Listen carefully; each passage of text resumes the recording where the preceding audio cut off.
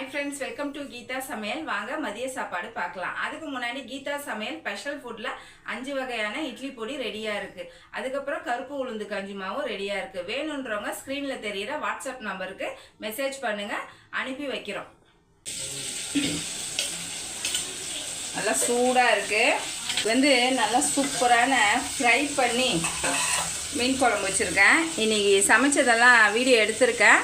வரும்போது மிஸ் பண்ணாமல் பாருங்கள். செம்ம சூப்பராக வந்திருக்கு மீன் குழம்பு. நல்லா மீனை வறுத்துட்டு மீன் குழம்பு வச்சுருக்கோம். ஒன்று கூட உடையில சூப்பராக வந்திருக்கு.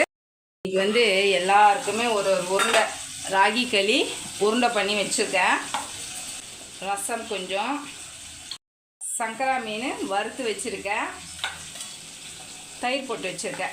இன்றைக்கி நம்ம சேனலில் வீடியோ வந்திருக்கு. பார்க்காதவங்க பார்த்துட்டு லைக் பண்ணி ஷேர் பண்ணி கமெண்ட் பண்ணுங்கள். இந்த